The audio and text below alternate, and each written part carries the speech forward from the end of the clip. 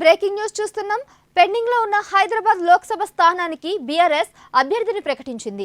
Hyderabad BRS అభ్యర్థిగా గడ్డం శ్రీనివాస్ యాదవ్ ను ప్రకటించింది. ఈ స్థానానికి పలువురు పేర్లు తెర మీదకు వచ్చిన కేసీఆర్ గడ్డం శ్రీనివాస్ యాదవ్ వైపే మొగ్గు చూపారు.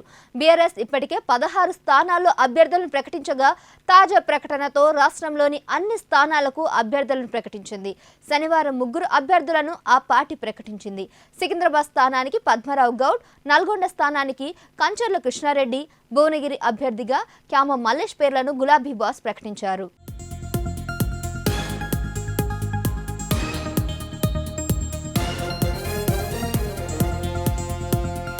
లోక్సభ టికెట్ల కేటాయింపులో బీసీలకు కేసీఆర్ పెద్దపీట వేసినట్లు తెలుస్తుంది. 17 స్థానాల్లో 5 స్థానాలు రిజర్వ్డ్ కాగా మిగతా 12 స్థానాల్లో 6 స్థానాల్లో బీసీలకు టికెట్లు ఇచ్చారు. జహీరాబాద్ గాలి అనిల్ కుమార్, చేవెళ్ల కాసాని జ్ఞానేశ్వర్, నిజామాబాద్ బాజిరెడ్డి గోవర్ధన్, సికింద్రాబాద్ పద్మారావు గౌడ్, హైదరాబాద్ గడ్డం శ్రీనివాస్ యాదవ్ కు టికెట్ ఇచ్చారు.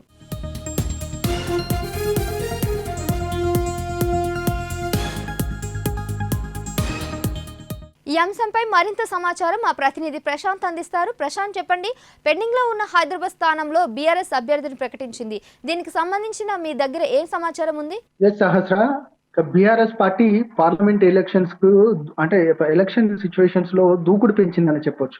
ఎందుకంటే మిగతా ప్రత్యర్థి పార్టీలైన కాంగ్రెస్ అదేవిధంగా బీజేపీకి సంబంధించిన అభ్యర్థులను ప్రకటించడంలో కొంత జాప్యం చేస్తున్నప్పటికీ కూడా బీఆర్ఎస్ పార్టీ మాత్రం ఇక ముందుగానే అభ్యర్థులను ప్రకటించి ప్రజల్లోకి వెళ్ళి అత్యధిక సీట్లు సంపాదించి ఖచ్చితంగా దేశవ్యాప్తంగా బీఆర్ఎస్ పార్టీకి సంబంధించి ఇక ఒక ప్రాతినిధ్యం ఉండాలి. ఖచ్చితంగా తెలంగాణ అంటేనే బీఆర్ఎస్ పార్టీకి సంబంధించిన అభ్యర్థులు ప్రతి సమస్య పైన అక్కడ ఎలుగెత్తాలనేది బీఆర్ఎస్ ఆలోచించింది. దానికి అందులో భాగంగానే ఇప్పటికే దాదాపు 16 స్థానాలకు సంబంధించి అభ్యర్థులను ప్రకటించింది. అయితే ఏదైతే 17వ స్థానంగా హైదరాబాద్ అంటేనే ఎంఐఎం కంచుకోటగా ఉంది.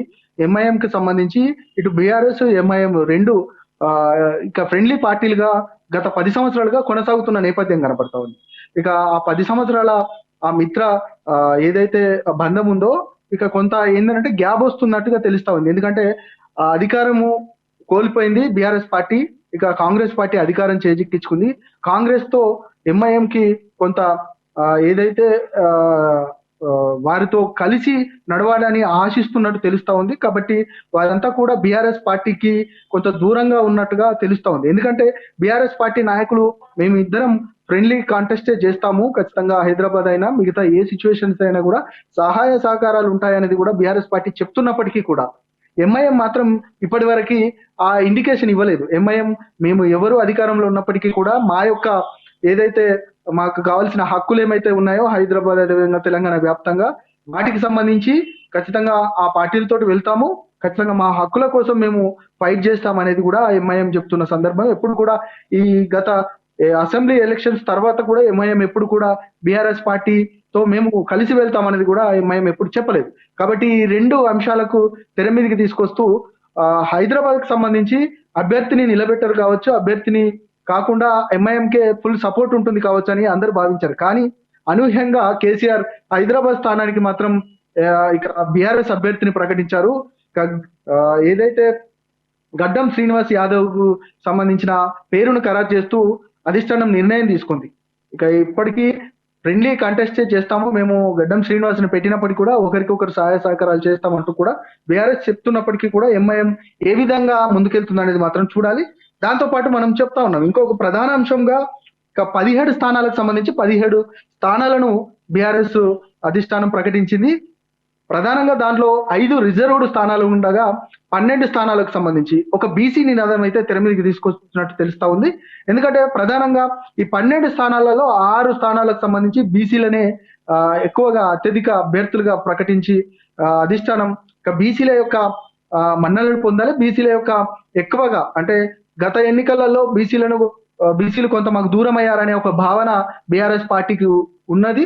దానిని తుడిచిపెట్టే విధంగా బీసీలకు అధిక ప్రాధాన్యత ఇచ్చి పార్టీలో సముచిత స్థానం ఇవ్వాలనేది కూడా బీఆర్ఎస్ పార్టీ ఆలోచిస్తా ఉంది. అందులో భాగంగానే 12 స్థానాలకు సంబంధించి 6 స్థానాలు బీసీలకే ఇక ఏదైతే అధిష్టానం అభ్యర్థులను ప్రకటించిన పరిస్థితి కనబడతా ఉంది. మొత్తానికైతే ఈ 2 అంశాలను ప్రధానంగా బీఆర్ఎస్ పార్టీ ఫోకస్ చేసింది ఈ 17 మంది అభ్యర్థుల విషయంలో. అయితే ప్రధానంగా ఇక పార్లమెంట్ ఎలక్షన్స్ వస్తా ఉన్నాయి. బీఆర్ఎస్ కు సంబంధించి ఎక్కువగా స్థానాలు గెలవడం, రెండవది ఇక బీసీ నినాదంతో రానున్న రోజులంతా కూడా ఫుల్ ఫ్లెడ్జెడ్ గా బీసీల యొక్క నినాదంతో ముందుకెళ్లాలనేది కూడా బీఆర్ఎస్ ఆలోచిస్తా ఉంది. ఇక మొత్తానికి 17 స్థానాలకు సంబంధించి 17 స్థానాలను బీఆర్ఎస్ పార్టీ ప్రకటించింది.